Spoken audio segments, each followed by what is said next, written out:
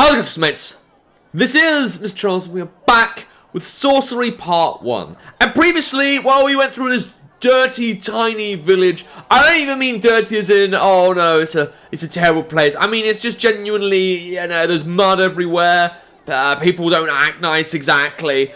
And yeah, it's bad. It halved my stamina, or well, maybe the entrance to it. This bit over here halved my stamina. I don't know why, but screw it, I guess I didn't need health in the end. Anyway, previously we did have some stew. And that stew was a nice stew. I'm not a stew guy, personally. My dad used to make stew all the time. And I absolutely hated it. I even, said, no, I'll just have a ham sandwich. It was the healthiest thing in the world, but yeah, it's probably why I have so much junk food now. Dude, it's fine. He was just trying to, you know, be a good dad. Anyway, now I've had my stew. Now I'm gonna go past Cantopani. And hopefully won't die a horrible, painful death. So what happens? What's gonna... Oh, okay, here we go. Passing the outlying huts, you feel strangely uneasy. Hissings from within and sly faces disappearing from doorways make you feel decidedly unwelcome. Hey, are these guys, just absolute assholes? What have I done exactly? Do they not like the way I walk? Maybe if I get my sword and stab them in the eyes, I'll feel a bit better about that. A bit violent, I grant you, but I didn't even do anything. Then at the edge of town, you pass a large boulder, and at once two rough-cut villagers spring out with swords drawn. Bandits! 2 against 1, the first declares. You're lost, calls the other, so hand over your things, come on. Reason with them. You know what? No, I'm sick of this place. Let's kill him.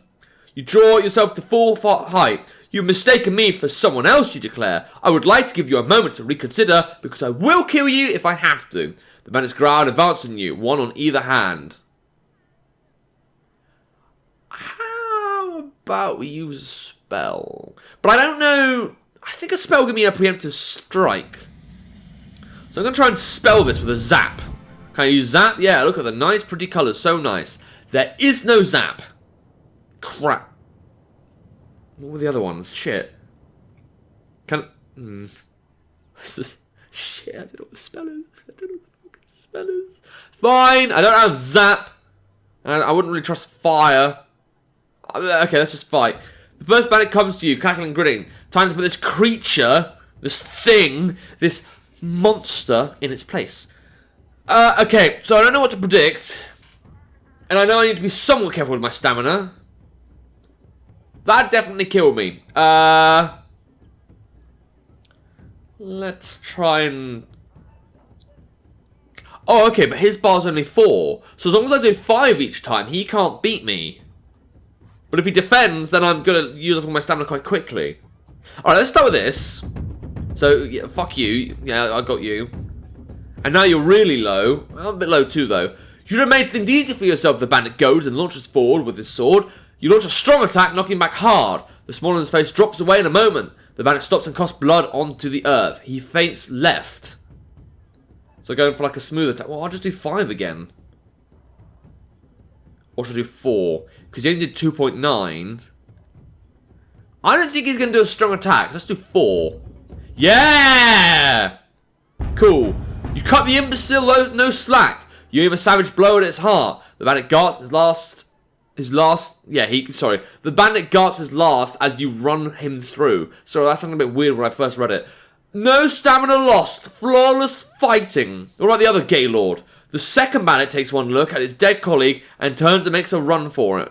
I don't need to chase him, so I'm going to let him go. I figured if I was a bit, fierce towards them, one of them might retreat. That's why I wanted to go all in. Because if I reasonably, oh, this guy's a gay little cocksucker, I guess we'll both attack him or some bullshit like that. I didn't want to take any of that nonsense. Man, this town didn't even treat me that well. The one person that was nice to me was like, oh no, someone I don't recognise.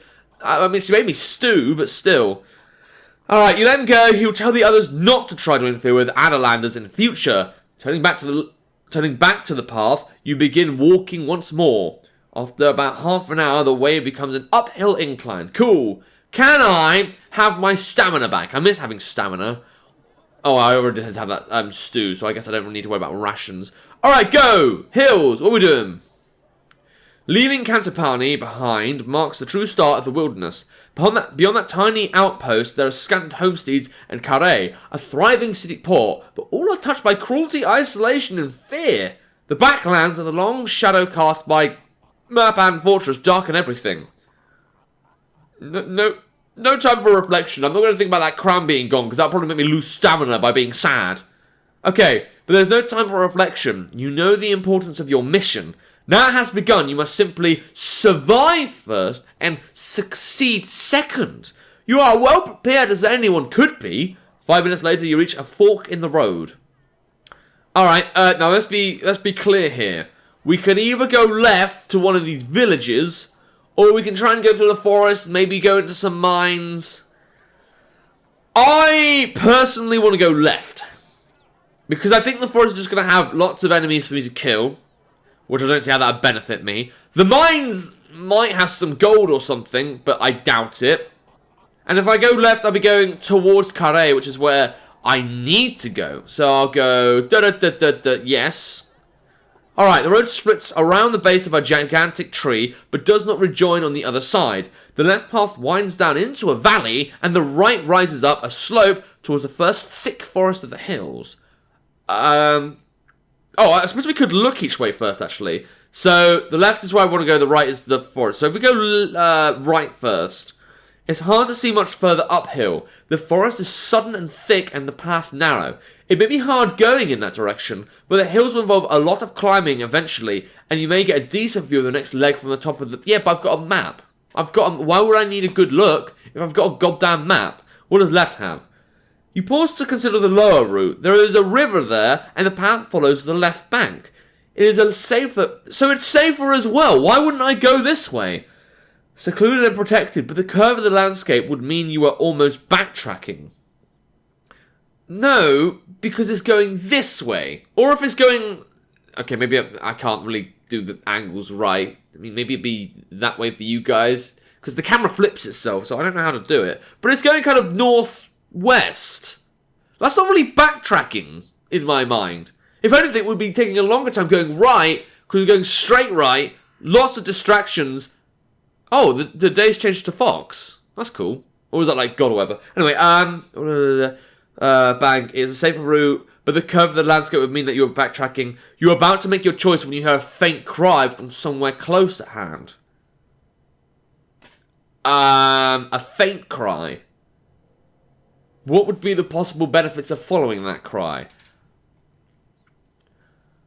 I'm tempted to know what it is. Let's look around. You look around and finally up into the branches of a tree. A pair of wizened, calloused feet are dangling down over your head. About to drop on you, perhaps. Who's there? Who's there, you call? Oh, it's a thing. Oh, God, what a disgusting creature. The voice cries again, and a little more boldly this time. Up here, help, I can't get down. It is the voice of a feeble, worried old man. Stepping back a little, you can see him clearly. As thin as sticks and dressed in dirt rags. You weren't from that previous village, were you? Because I'm even less tempted to help you. Well, you do have... I wouldn't really call it a nice shoe. It looks more like a little vine. I mean, I want to know more about him first. What are you hiding from? How the old man got up the tree is a puzzle. He must have been escaping someone fearsome to climb so high. What are you hiding from, you cry? Damned Elvins, he replies. I was travelling from Dampers to the outpost settlement in Annaland, but I was waylaid by Elvins, robbed me blind, all but took my eyes, and left me up the tree. I kept getting colder, you see. We all do, but some worse than others. Climbed up and I'm too old to get down. Do I want to trust that? And bear in mind, that looks like that could be a beehive next to him on the right there.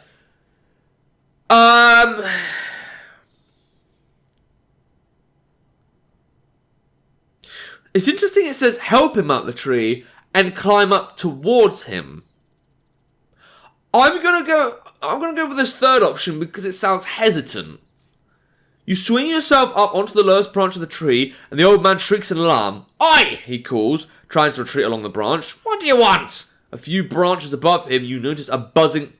What did I say? See, you see these bees? The bee, they're gonna eat you. You're basically food now to these things. Well, I could get some honey. Let's go. I don't know how I'm gonna get it down. Maybe I can zap it or some crap. Ignoring the old man's yelpings and wailings, you climb higher through the branches of the tall tree. I think I made a mistake. Oh, before we do continue, what spells do we have? Okay, it contains 48... Oh, I've got to learn them. Okay, Zap, no. Foff, okay. Enables non-intelligent creatures to be controlled. Maybe I can use it on the old man. Maybe let's not do that, though. Dumb. Makes creatures extremely clumsy. Okay, so Hot was fireball. I could have used that. Creates an invisible wall. And then there's... Oh, but they cost stamina. Oh my god, there's so many. I haven't learnt them all. There's so many. It's kind of cool though. How? The spell is used in perilous situation when information about the safest way of escape is desired. Okay. I'm curious to use that spell. That spell sounds like it'd be good. This is nice. Reduce things, movements and speeds. Alright, so this is actually kind of cool because you can learn the spells as they go. So, obviously there's the beehive. Can I go towards it first and then cast a spell? Well, it doesn't say cast a spell, does it? So if I go here... Okay, cool. So the beehive hangs like a ripe fruit from the very highest branch. A huge number of bees dance in and out in a swarm. Use magic. You get your balance enough to free your hands for a spell. Cast a spell. Right. Do I have an H? I want an H. I want a little hint here. Okay. I have Z's. I have D's.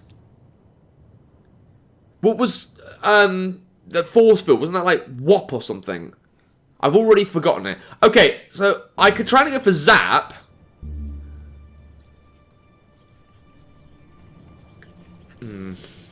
Is this smart? That's the real question here. Oh. Yes! You cast a spell and a lightning charge shrieks along your arm and into the hive, which explodes in a fireball. Quickly the whole tree is alight. You drop down in a hurry, leaving the old man shrieking with fear and rush away from the black... Shit. It's fine. Alright. Whoops. Is that the undo button? Can we undo that? Do you wish to rewrite the story? Yeah. But climbing high is going to hurt me. What other spells do I have? I want to know. Show me my spells. Oh, I don't have them. I'm trying to think what spells I have. Okay, climb higher. You climb up into the branches. The bees are quick to attack. You cannot brush them away as your hands are clinging on the tree, so you're stung on the arms, head, and neck. Looks nasty, the old man remarks. Why am I doing this? Ha! Keep climbing for the hive! You aren't going to let some bees stop you. You climb higher, sustaining a few more stings before you reach the hive and knock it to the ground. Dropping quickly down again, you can't open and remove a lump of wax. Oh, I got a ration! You stash your finds in your pack. The light's fading. It's time to move on. What about the man? No. I'm gonna rewind that. I want to think, what the fuck is this man doing there? Give up. Give up and look. You give up and drop back out of the tree. The light is fading. It's time to move on. What about the old man? Alright, cool. I don't really care for the beehive anyway. I would have liked to know. Can I not use the spellbook here? No? Or must to make a wall? Caught in a pit. That's not going to help. Fog. Mud. These are beautiful illustrations. Sap.